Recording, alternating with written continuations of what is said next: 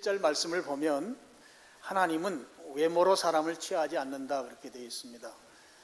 하나님께서는 외모로 사람을 취한다는 말은 이제 심판하지 않는다, 판단하지 않는다 그런 의미이죠. 우리가 보통 외모라고 생각하면 얼굴이라든지 아니면 또는 몸매를 생각하기 쉬운데요. 그런 차원의 말씀이 아니고 여기에서 외모라는 말은 이제 그 사람이 갖고 있는 혈통이라든지 또는 인종이라든지 또는 피부색이라든지 또는 사는 나라라든지 아니면 어떤 종교라든지 또는 남녀 성이라든지 나이라든지 이런 것들로 인해서 하나님께서 사람을 차별하지 않으신다 그런 말씀인 것이죠. 이 말씀은 우리에게 굉장히 은혜가 되는 말씀이죠. 그 세상적인 조건으로 우리에 대해서 평가하거나 판단하지 않으신다고 하는 하나님의 이 말씀이니까 우리로서는 좀 부족하고 좀 열등의식 같은 게 생길 수 있지만 하나님은 절대 우리에 대해서 그런 거 가지고 차별하는 분이 아니시다 하는 것입니다. 특별히 이 로마서는 로마 교회에게 보낸 편지잖아요. 로마 교회에는 하나의 골칫거리가 있었습니다. 그 골칫거리가 뭐였는가 하면은요, 유대인들하고 비유대인들 간의 갈등이었습니다. 이 로마 교회 안에 그래도 지도자, 리더십을 갖고 있는 사람들은 유대인들이었습니다. 근데 유대인들 교인도 있었지만 유대인이 아닌 교인들도 있었잖아요. 근데 이 유대인들이 이 리더십을 갖고 있었기 때문에 교회로 들어오는 사람들에 대해서 율법의 관문을 통해서 들어오라고 그랬습니다. 율법의 관문이라고 하는 것은 대표적으로 할례를 말했습니다. 할례를 받아야 된다 하는 것이었습니다. 할례 받아야 우리 교인 시켜준다 하는 거예요. 할례 받아야 구원받는다 이렇게 주장을 했었습니다. 그런데 유대인 아닌 교인들은 이것에 대해서 상당히 거부반응을 가지고 있었어요. 왜 할례를 우리가 해야 되느냐, 왜 우리가 율법을 지켜야 되느냐, 그런 거에 대한 반감이 있었던 것이죠. 그것으로 인해서 교회 안에 갈등이 심했습니다. 오늘 이제 바울이 로마서를 통해서 그런 부분들, 교회 안에 뿌리 깊게 갈등 요소로 자리 잡고 있는 유대인과 비유대인에 대한 문제, 그런 것들에 대한 것을 해소하기 위해서 이제 특별히 오늘 이 말씀들을 기록하고 교훈하고 있다, 우리가 그렇게 볼 수 있겠습니다. 좀 냉정하게 보면 말이죠, 유대인들은 하나님의 섭리 또는 역사적으로 보면 하나님은 유대인들에게 인센티브를 줘야 맞습니다. 똑같은 상황이면 유대인의 손을 들어줘야 된다 하는 것이죠. 그런데 오늘 말씀을 보면 하나님은 유대인에게 인센티브가 없어요. 유대인 편을 들어주지 않습니다. 이방인도 유대인처럼 그렇게 대해 주시겠다는 것입니다.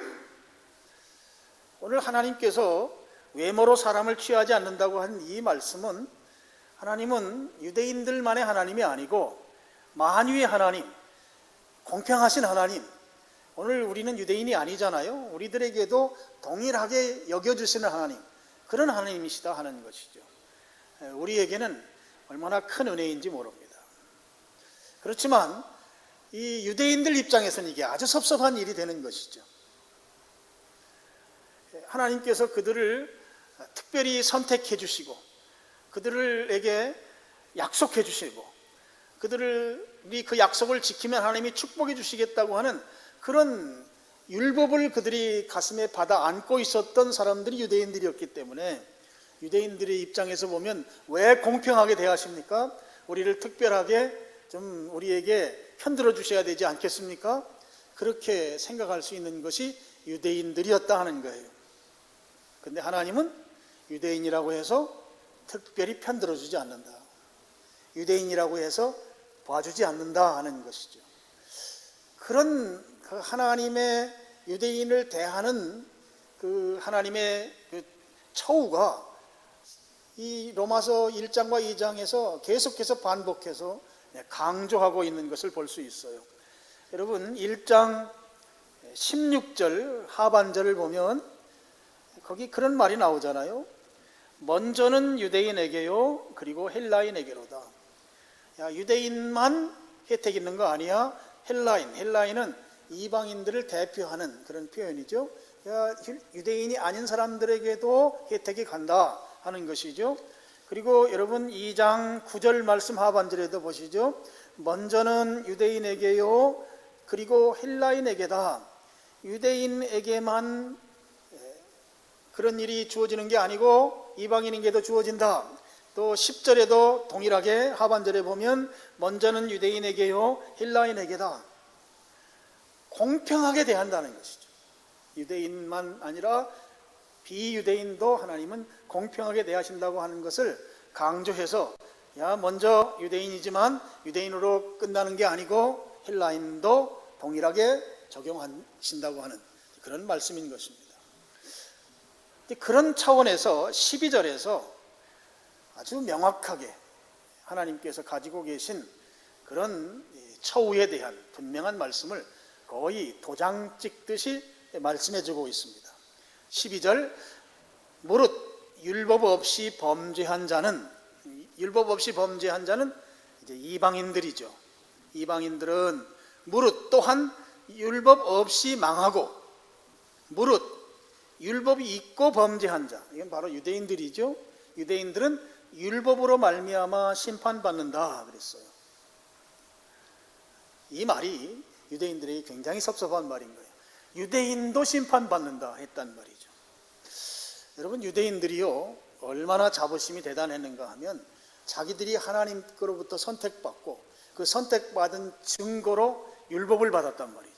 그래서 이 율법을 가지고 있다고 하는 것이 바로 유대인됨의 그 정체성의 근거였어요. 우리에게는 율법이 있다 하는 것입니다. 하나님이 우리를 선택했다 하는 것이죠. 그래서 하나님께서 우리를 선택하고 하나님과 약속한 언약 백성으로서의 그 자부심이 대단했습니다. 하나님과 우리가 약속한 백성이기 때문에 우리는 하나님이 결코 심판하지 않는다고 그들이 그렇게 믿었습니다. 그런데 로마서에서 유대인도 예배 없이 심판한다는 것이죠. 그러니 유대인 입장에서 보면 이게 얼마나 섭섭한 일이겠는가 하는 것이죠. 유대인들이 하나님께서 주신 율법을 그들이 가지고 있고 하나님과 언약 백성으로서의 심판받지 않는다고 하는 그런 자부심으로 살아가는 것, 그거 좋지만 그런데 결정적인 문제가 한 가지가 있는 거예요. 그것은 13절에서 이렇게 지적하고 있습니다. 13절 하나님 앞에서는 율법을 듣는 자가 의인이 아니고 오직 율법을 행하는 자가 의롭다 하심을 얻는다 그랬습니다. 여기 듣는다는 말은 이제 이 당시에 율법 교사들, 랍비들이 율법을 이제 풀어서 가르쳐 줄 때 그 듣는 것을 말하는 것이죠. 그래서 듣는다고 표현했지만 이제 듣고 읽고 뭐 묵상하고 이런 걸 다 포함하는 표현이라고 볼 수 있습니다. 하나님 앞에서는 이게 중요하죠. 하나님 앞에서는 율법을 듣는 것으로만 의인되는 게 아니고 율법을 행해야 된다 그랬습니다. 그런데 유대인들 입장에서 보면 율법을 행하고 있거든요. 유대인들은 아주 어린 나이에서부터 율법을 암송하고 또 부모님으로부터 랍비로부터 배우고 또 율법을 지키면서 살았습니다. 율법을 팔뚝에 메고 다니는 이름을 갑자기 생각이 안 나는데요. 또 메고 이마에 또 하고 있습니다. 그리고 집 문설주에 메주자라고 하는 것이 또 붙어 있습니다. 그런 것들을 통해서 그들은 늘 성경과 가까이 하고 율법을 암송하고 그렇게 살았습니다. 실제적으로 율법을 행했던 것이죠. 잠자리에 들기 전에 부모가 또 율법을 가르쳐 주었습니다. 그리고 시간이 날 때마다 그들은 율법을 읽고 암송했습니다. 그렇게 율법을 지키면서 살아왔던 것입니다. 근데 오늘 13절은 듣는 게 의인이 아니고 행해야 의인이다 그렇게 말했단 말이죠. 유대인들이 행하는데 지금 행한다는 말이 또 나온 거예요. 그럼 여기에서 행한다는 말은 율법을 행할 때 그 행하는 것이 그냥 한두 가지 지키는 것이 아니라 온전하게 행하는 것을 말하는 것이죠. 하나님 앞에서는 율법을 행하는데 그 행하는 것이 온전하게 행하는 것이어야 된다. 지금 그런 질문을 이제 바울이 하고 있는 것입니다. 이 질문 앞에서 지금 유대인들은 멈칫거릴 수밖에 없는 것이죠. 율법을 행하면서 사는 것이 그들의 삶인데, 그런데 그 행함이라고 하는 것이 온전해야 된다는 거예요. 완벽해야 된다는 것이에요. 근데 여기에서는 멈칫할 수밖에 없다 하는 것이죠. 교통신호등을 좀 우리가 생각해 보시죠. 빨간 불이면 횡단보도에서 건너가면 안 된다 하는 게 교통법규입니다. 우리는 그거 잘 압니다. 유대인들도 하지 말라고 하는 율법은 그들이 잘 지켰습니다. 빨간 신호등은 안 건너갔단 말이에요. 그런데 차가 오질 않는 거예요. 횡단보도가 있는데 차가 다니지 않으니까 사람들이 어떻게 해요? 빨간불이건 초록불이건 건너갑니다. 유대인들은 차가 안 오더라도 안 건너갔어요. 율법을 지켰습니다. 그런데 문제는 어디에 있는가? 자, 초록불이 들어왔어요. 건너갔어요. 건너가다가 빨간불을 만났습니다. 유대인들은 이런 케이스가 많았던 것이죠. 내가 건너가는데 내 걸음걸이가 느려서 그런지 모르겠지만 가다가 보니까 빨간불로 바뀐 거예요. 이런 경우에 이게 율법을 지켰다고 할 것인가, 율법을 어겼다고 할 것인가, 이런 사례들이 유대인들에게 있었다고 하는 거예요. 처음에 내가 파란불을 보고 초록불을 보고 건넜으니까 나는 율법을 지킨 거야. 근데 가다 보니까 빨간불이야. 그건 지킨 게 아니야. 이런 케이스들이 그들에게 많았다고 하는 것입니다. 유대인들은 바로 그런 부분에서 너희가 의롭다 하는 것이 듣는 것으로만 되는 게 아니라 행해야 한다라고 하는 이 부분에서 바로 중간에 초록불이 빨간불로 바뀐 것과 같은 그런 사례들이 그들의 삶 속에 너무나 많았기 때문에 그것이 그들에게 찔림이 되었던 것이고, 그들이 온전히 율법을 지켰다고 하는 그 말 앞에 멈칫거릴 수밖에 없었다 하는 것이죠. 여러분, 율법은 하지 말라고 하는 법이 365가지가 있어요. 창세기에서부터 신명기까지에 보면 하지 말라고 하는 것 365가지가 있습니다. 하지 말라고 하는 건 유대인들이 잘 지켰어요. 그러면 율법이 하지 말라고 하는 것만 있느냐? 아니에요. 하라고 하는 법이 있어요. 하라고 하는 법은 248가지가 있습니다. 총 613가지의 율법 조항들이 있습니다. 근데 이 하라고 하는 법에는 이게 멈칫거리는 상황들이 많았다는 것이죠. 예를 들어 볼까요? 이웃을 사랑하라. 하라고 하는 법이죠. 그러면 딱 걸리는 것이 어디까지가 내 이웃인가? 여러분, 이 율법을 행하려고 하면 그냥 듣고 말면 이웃을 사랑하는 게 가능해요. 근데 행하려면, 실천하려고 하면 어디까지가 내 이웃인가를 정해야 합니다. 도대체 내 이웃은 어디까지인가?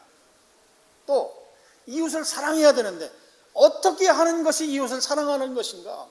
방법론에 가서는 이게 수치화가 불가능한 것이에요. 그래서 행하라고 하는 이 율법을 지킨다고 하는 것은 불가능한 것이 되는 것입니다. 이 상황에 대해서 야고보서에서 아주 잘 지적해주고 있습니다. 야고보서 2장 8절부터 한번 보시죠. 우리 8절 말씀을 같이 읽겠습니다. 시작.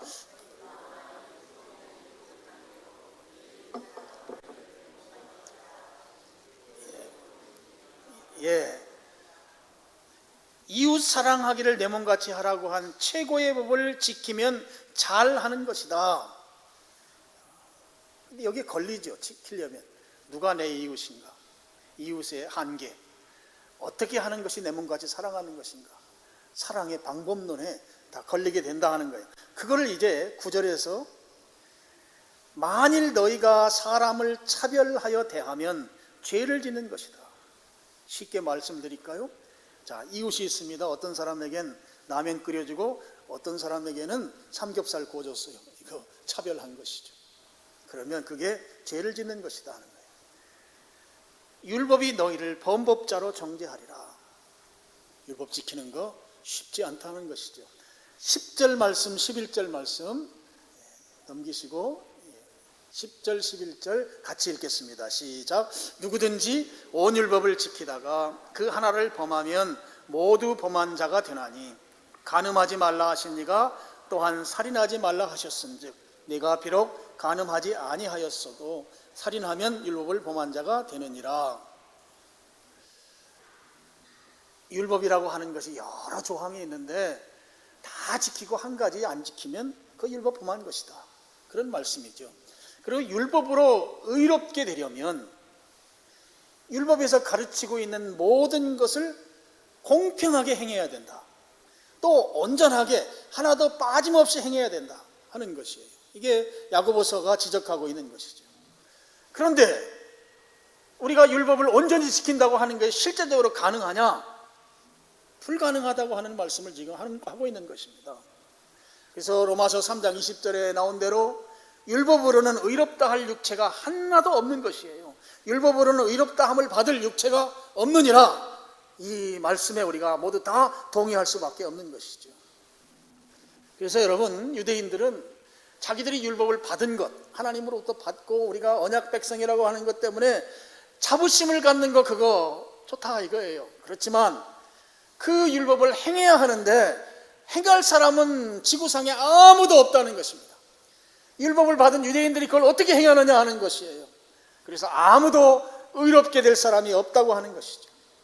그래서 유대인들도 하나님의 심판으로부터 자유하지 못하다, 그 말씀을 지금 바울이 로마서에서 지금 하고 있는 것이에요.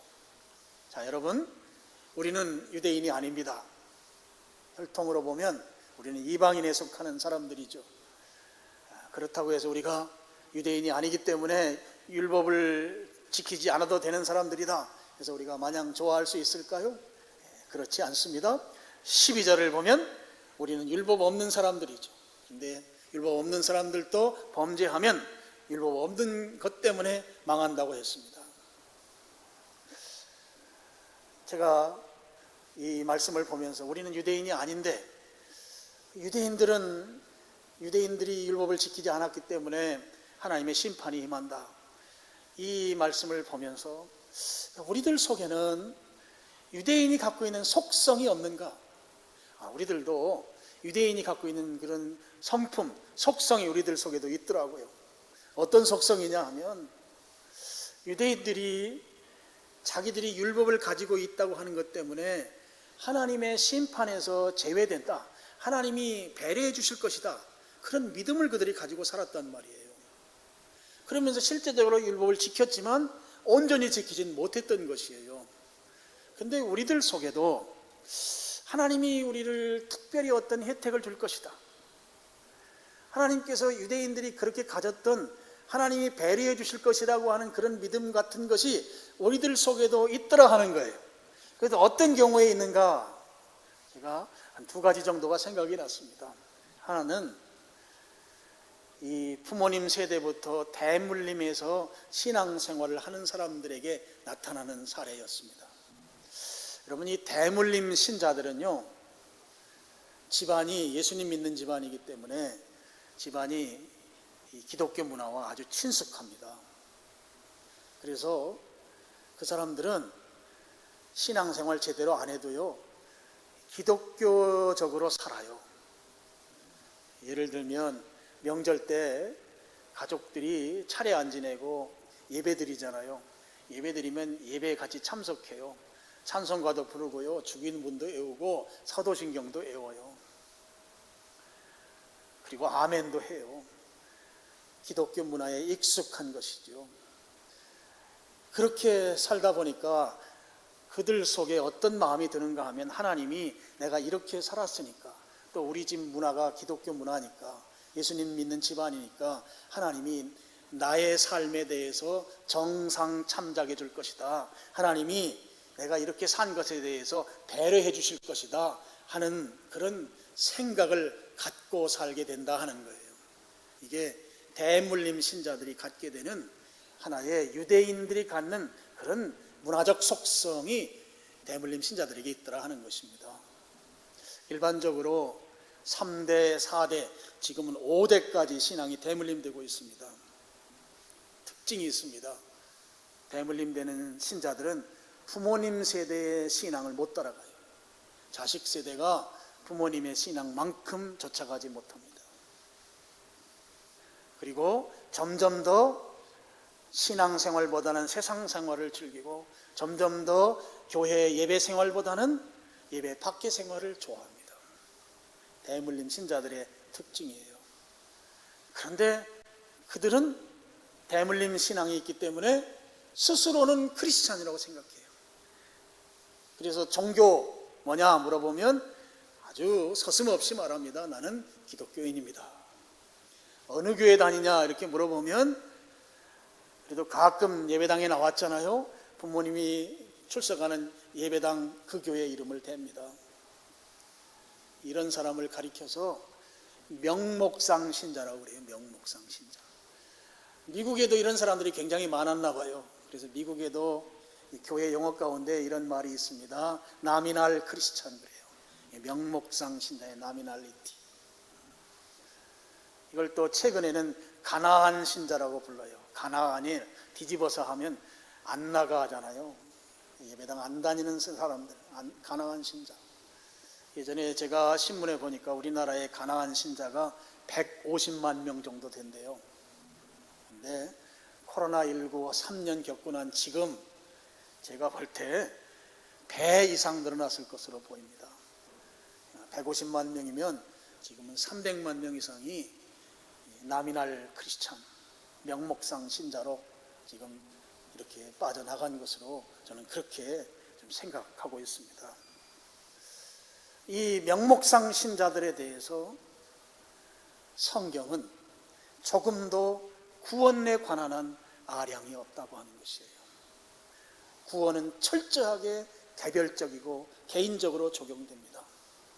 부모님의 신앙이 자식의 신앙에 구원에 영향을 끼치지 못한다고 하는 거예요.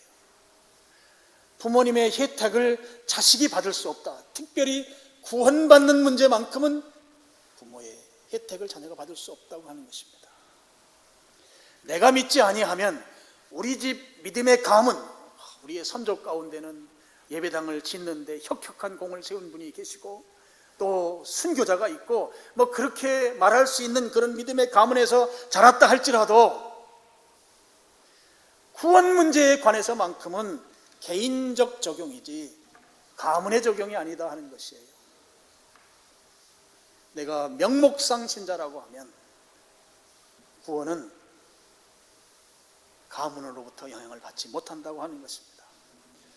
그래서 오늘 내가 명목상 신자, 특별히 우리 자녀들이 그럴 경우가 많아요. 본인들에게 물어보면 크리스찬이라고 하거든요. 명목상 신앙으로는 구원받지 못한다.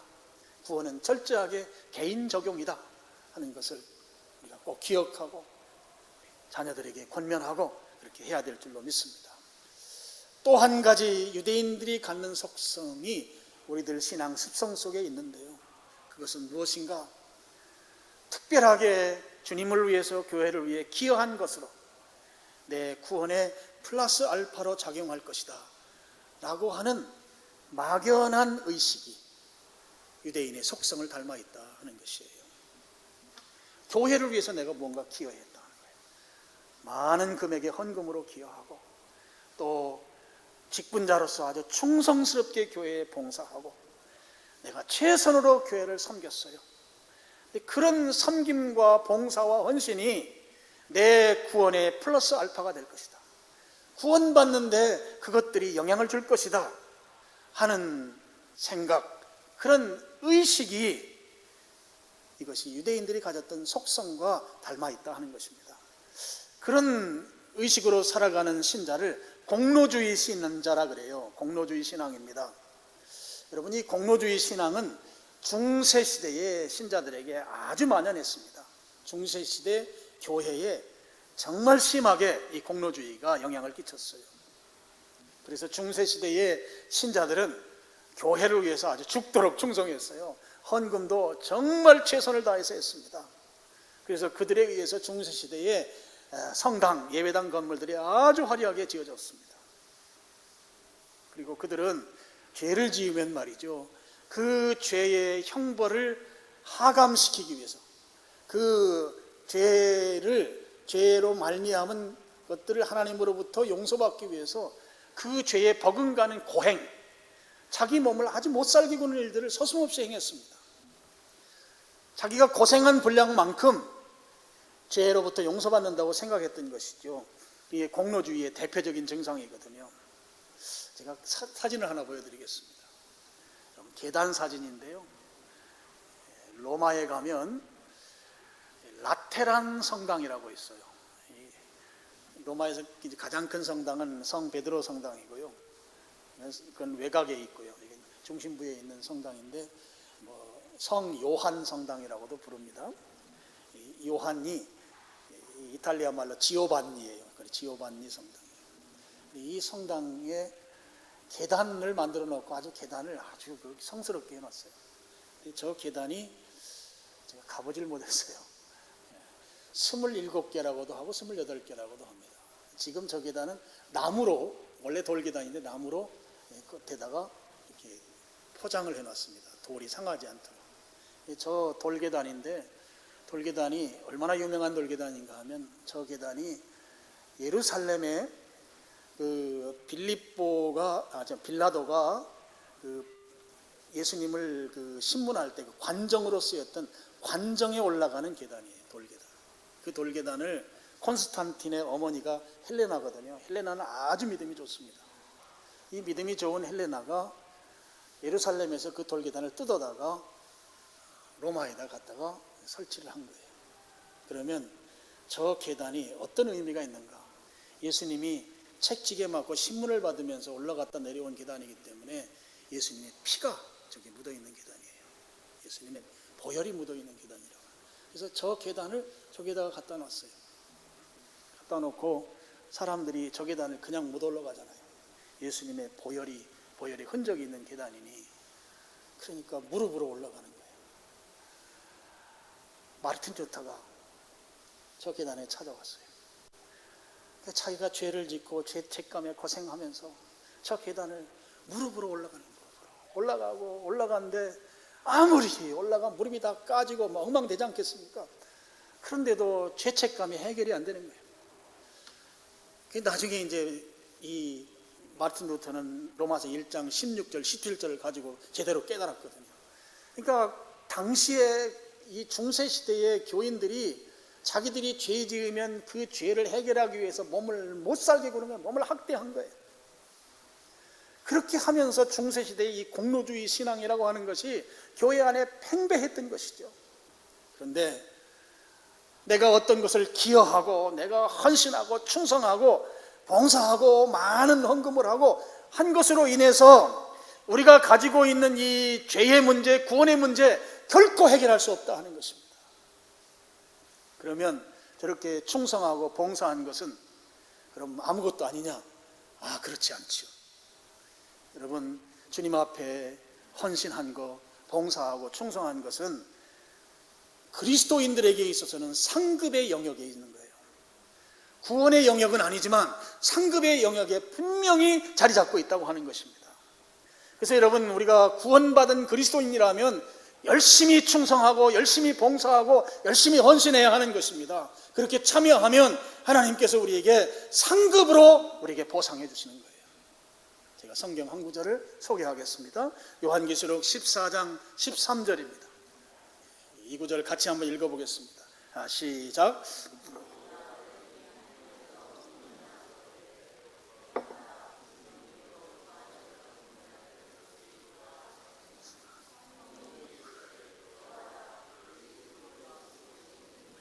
이는 그들의 행한 일이 따름이라 하시더라. 여러분, 여기에 보면 주 안에서 죽은 자들은 복이 있도다. 주님 안에서 그리스도인으로 죽으면 그게 복이다.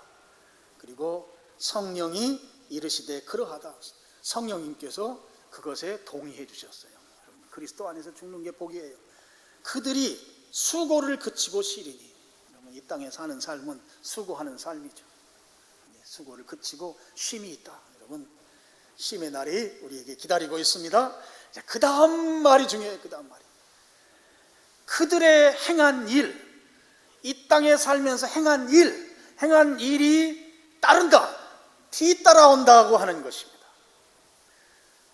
그리스도 안에서 죽은 것이 복이 있고, 죽고 나면 수고를 쉬고 쉼이 있는데, 그런데 그것으로 그냥 끝나는 게 아니고, 성경은 그들이 행한 일이 그들을 뒤따라간다 하는 것이에요.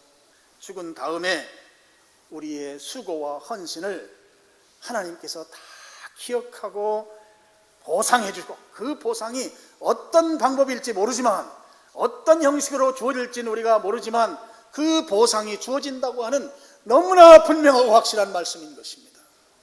그래서 우리가 이 땅에 살면서 주님 위해서 충성하고 헌신하는 게 필요해요. 그것은 구원의 영역에 속한 것은 아니지만 상급의 영역에 분명히 자리 잡고 있다고 하는 것이죠. 그리스도인이 된 다음에 열심히 봉사하고 충성하면 상급의 영역에서 우리가 행한 일이 우리의 뒤를 따라오기 때문에, 그래서 하나님이 풍성한 것으로 우리에게 갚아주실 것입니다. 그래서요, 여러분, 천국에 가면 이 땅에서의 사는 삶의 질서와 완전히 뒤바꿈되는 그런 현상이 나타날지도 몰라요. 재미있는 얘기 있잖아요. 천국에 큰 레스토랑이 있는데, 레스토랑에 갔는데 그냥 일반 성도들은 손님석에 앉아서 맛있게 음식을 먹고 있고, 교회에서 집사했던 사람들은 열심히 서빙하고, 교회에서 권사하고 장로하고 안수집사 했던 사람들은 주방에서 열심히 음식 만들고, 목사는 배달 나갔다고. 목사가 배달 나갔다고 하니까 다들 좋아하더라고요. 이 우스갯 얘기지만 그런 역전이 일어날지 모릅니다. 우리가 이 땅을 살아가면서 이 땅에서 사는 행복을 위해서도 우리가 열심히 살아야 하지만 천국을 위해서도 우리가 열심히 심어야 돼요. 여러분, 심어야 거둡니다. 이게 영적인 원리예요. 심어야 거두지 심지 않고는 거둘 수 없는 것이죠. 자, 말씀의 결론입니다. 여러분, 율법의 요구를 충족시킬 수 없습니다. 율법을 온전히 지키면 의롭게 되는데 그렇게 될 수 있는 사람은 없다. 로마서 3장 20절 말씀이죠. 그러면 우리는 꼼짝없이 망할 수밖에 없는가? 그렇지 않다고 하는 것이죠. 하나님께서 우리에게 대안을 주셨습니다. 그 대안의 말씀이 너무나 귀하고 복된 말씀이에요. 로마서 8장 1절 2절 말씀입니다. 우리 1절을 다 같이 읽겠습니다. 그러므로 이제 그리스도 예수 안에 있는 자에게는 결코 정죄함이 없나니, 2절도 같이 읽습니다. 이는 그리스도 예수 안에 있는 생명의 성령의 법이 죄와 사망의 법에서 너를 해방하였습니다. 그리스도 예수 안에 있는 자에게는 결코 정죄함이 없다. 죄로 인정하고 정죄받고 심판받지 않는다는 거예요. 어디에 있으면? 그리스도 예수 안에 있으면. 그러면서 그것을 이제 법으로 소개합니다. 2절에 그리스도 예수 안에 있는 무슨 법? 생명의 성령의 법이 죄와 사망의 법에서 너를 해방하였다. 여러분, 이 죄와 심판에 관련해서 두 가지의 법이 존재하거든요. 한 가지의 법은 율법 아래에 있을 때 적용되는 법이에요. 바로 죄와 사망의 법입니다. 또 한 가지 법이 있습니다. 예수 그리스도 안에 있을 때 적용되는 법이에요. 생명의 성령의 법입니다. 예수님을 믿고 예수님 안에 있으면 어떤 법에 적용을 받는가 하면 생명의 성령의 법을 적용받는 것이에요. 그래서 이 법에 적용이 되게 되면 죄와 사망의 법은 전혀 우리와 무관한 법이 되는 것입니다. 그래서 제가 이 부분을 설명할 때마다 예화로 드는 것이 있어요. 여러분, 우리나라가 1982년도까지 통행금지법이 있었습니다. 1982년 이후에 출생한 사람들은 통행금지가 뭔지 잘 몰라요. 그래서 밤 12시가 되면 사람들이 돌아다니면 안 돼요. 새벽 4시까지. 근데 통행금지가 없는 이 제주도하고 육지의 충청북도가 통행금지가 없었어요. 밤 12시까지 활동할 수 있고 그 다음부터 활동할 수 없는 건 나머지 이 남한에 있는 다른 도들입니다. 그런데 충청북도는 12시 넘어서도 마음대로 활동해도 돼요. 그러니까 11시 59분까지 경기도나 충청도에 있다가 11시 59분에 충청북도로 넘어가면 통행금지법에 전혀 저촉이 되지 않는 것이죠. 마찬가지입니다. 우리가 그냥 있으면 죄와 사망의 법에 저촉이 되어서 하나님의 심판받고 정죄받지만 예수 그리스도 안에 들어가서 생명의 성령의 법 아래로 적용받게 되면 그것은 죄와 사망이 전혀 우리에게 영향을 끼치지 못한다는 것이죠. 그래서 로마서 8장 1절에 그리스도 예수 안에 있는 자에게는 결코 정죄함이 없다는 것이에요. 결코 심판받지 않는다는 것입니다. 예수 그리스도 안에 있는 자는 12시가 넘어도 통행금지법에 적용되지 않는다는 것이죠. 여러분, 예수 그리스도 안에 있는 것이 중요합니다. 이 말은 무슨 말인가 하면 예수님을 주와 구세주로 믿고 영접한다는 것을 말해요. 예수님이 나의 주님이시라는 거예요. 예수님이 나의 주인이라는 거예요. 지금 우리는 내가 주인으로 살 수 있어요. 내가 내 맘대로 산다고 하는 것은 그건 내가 주인인 것이죠. 예수님이 주인이라고 하는 것은 나는 내가 내 주인의 자리를 내려놓고 예수님을 내 주인으로 모시고 예수님께서 주인으로 계시도록 그렇게 예수님께 순종하며 사는 삶을 말하는 것이에요. 이것이 바로 예수 그리스도 안에서 사는 삶입니다. 예수님만이 나의 유일한 구세주, 나를 구원하실 수 있는 유일한 분으로 믿고 그분을 주님으로 모시며 사는 삶일 때에 우리는 심판받지 않습니다. 정죄받지 않습니다. 오늘 우리들 속에 유대인과 같은 속성이 있을 수 있어요. 뭔가 나에게 플러스 알파가 있을 것 같고 나에게 특별한 혜택이 주어질 것 같은 그런 심리가 우리들 속에 있을 수 있지만 여러분, 구원 문제에 관해서만큼은 철저하게 개인 적용이다 하는 거예요. 내가 예수님을 주님으로 모셔야 돼요. 내 삶의 주인, 제가 자동차로 설명하잖아요. 우리의 삶이라고 하는 이 인생의 자동차의 핸들을 내가 지금까지 운전해 왔다면 이제 주님께로 그 운전대를 내드리는 것입니다. 주님이 핸들링해 가면서 살아가는 것. 주님의 말씀이면 순종하고 주님의 뜻이면 따르고 내 욕심은 내려놓고 이런 치열한 싸움이 신앙생활이라고 부르는 거예요. 그것이 주님께서 주님이 되시는 그 삶이라고 하는 것이죠. 오늘 그렇게 살 때 정죄가 없다는 거예요. 심판이 없다는 것입니다. 죄와 사망의 법이 나를 주장하지 못한다는 것이에요. 오늘 그런 삶이 여러분에게 있기를 축원합니다. 예수님이 나의 주님이신 것. 그래서 그분에게 내 전인격적으로 그분을 주님으로 부르고 그리고 내 삶을 온전히 주장해달라고 기도하고 주님께서 내 삶을 이끌어 가실 것이라고 하는 믿음과 확신 속에서 순종하면서 살겠노라고 결심하고 그렇게 나아가는 인생, 그 삶이 정죄가 없는 인생이고 심판받지 않는 삶이다 하는 것을 오늘 말씀을 통해서 여러분이 확신을 가지고 그렇게 살아가는 여러분 될 수 있기를 주님의 이름으로 축원합니다. 기도하겠습니다. 아버지 하나님, 오늘